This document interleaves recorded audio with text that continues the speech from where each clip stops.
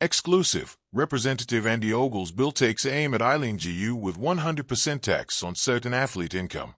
Representative Andy Ogles, Republican, Tennessee, is pushing a bill his office is promoting in the context of the backlash involving Eileen GU, the American-born freestyle skier who represents China in international competition, including the recently concluded 2026 Winter Olympics. Outkick has exclusively learned. The proposal is called the Officially Limiting Yearly Money Procured by Individuals Concerning Sportsmanship Act. Why such a long and strange name? Well, the bill goes by the Olympics Act for short. Get it? Any American who works with a foreign adversary has not only betrayed our country, but must be stripped of all benefits from doing so. That is why I am ensuring that the IRS takes every dollar earned by athletes like Eileen GU, Congressman Ogles told Outkick. Ogles previously hinted at the possibility of ramifications for athletes like GU with a recent post on X, formerly Twitter. Eileen GU is a U.S.-born skier who is working for Communist China, a regime that wants to destroy our country, Ogles posted. There must be consequences for those who betray the United States and support our adversaries. What does Ogles' proposal say?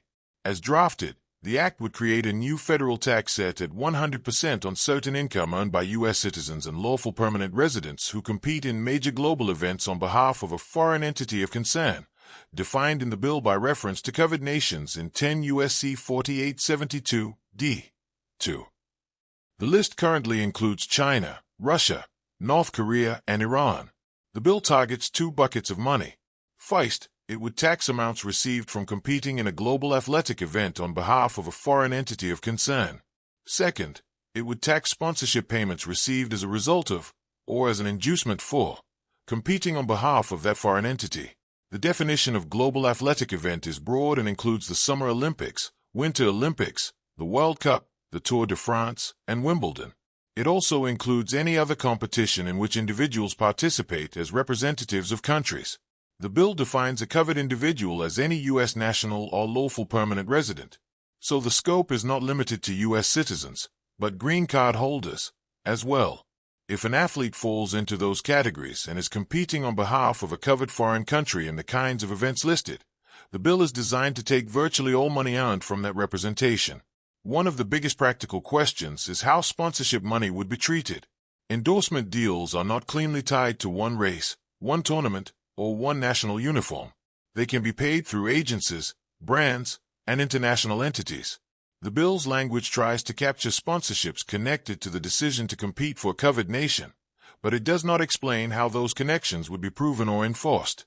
Ogle's office said the IRS would enforce it through standard reporting and collection tools, like other federal taxes. UC Berkeley Professor Brian Gall, a tax law expert, told Outkick there are generally no hard limits on federal tax rates, and the tax code already contains penalty taxes above 100% in some contexts. He said the strongest constitutional argument against a 100% levy would be to claim it functions as an excessive fine or punitive penalty rather than a tax, though he added that kind of challenge would likely face an uphill fight. Stephen Moore, an economist with the Committee to Unleash Prosperity, criticized Ogle's proposal. This is punitive and unnecessary. A 100% tax will raise zero revenue. This is bad economics and bad for our foreign policy, Moore told Outkick.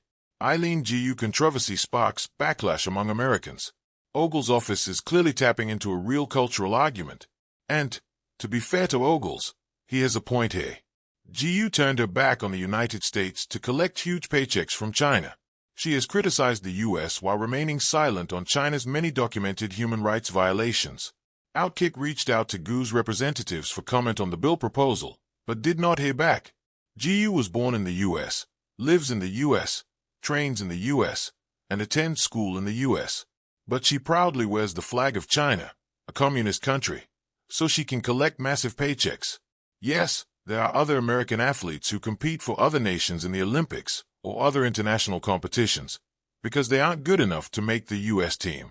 That's not the case for GU, who is arguably the best female freestyle skier in the world.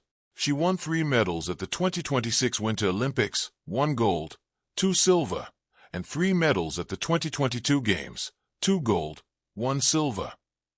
To put it as plainly as possible, GU is a sellout.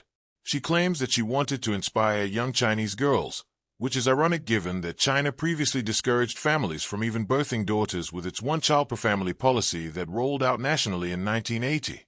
The country shifted to a two-child policy in 2016 and later expanded to 3 children in 2021. A Wall Street Journal report indicated Beijing sports authorities allocated multimillion-dollar funding connected to Gu's training and qualification for Milan 2026. She put money above her country, her morality, and her integrity. Yet, the left-wing media largely props her up as a hero. Like a lot of proposals in Congress, the Olympics Act could be more about signaling than passing. But even as a message bill, it shows some politicians are interested in protecting American interests in all capacities. This is not just criticism, but a punishment for what many see as a traitorous act, written as a tax. Below is a creative, thoughtful essay, almost equals 2,000 words, exploring the hypothetical idea of a Republican lawmaker proposing a bill to strip Eileen Gu of her sponsorship income, and the satirical question, "I'll surface next." Since there's no major verified news report specifically stating that such a bill has been introduced, the piece blends real controversy about Gu's finances and political backlash with imaginative political and cultural analysis. If you'd like, I can also tailor this into a journalistic article format or a satirical op-ed version afterward. I'll surface next. Imagination, outrage, and Olympic economics in the age of culture wars. At the heart of nearly every modern sports controversy sits something bigger than sport itself: identity, money, nationalism, and culture. When a political figure suggests, even hypothetically, that a globally famous athlete should be stripped of her sponsor income, it's not just a legal proposal. It's a cultural provocation at the intersection of patriotism and capitalism. Imagine this headline: Republican lawmaker proposes bill to strip Eileen Gu of sponsor income. Our surface next. There is no verified record of such a bill at the moment. No text circulating on Congress.gov. No floor votes. No C-SPAN hearings. But this hypothetical sparks a powerful lens through which to examine how we value athletes, define loyalty, and weaponize culture in an era of geopolitical tension. So what would such a bill say?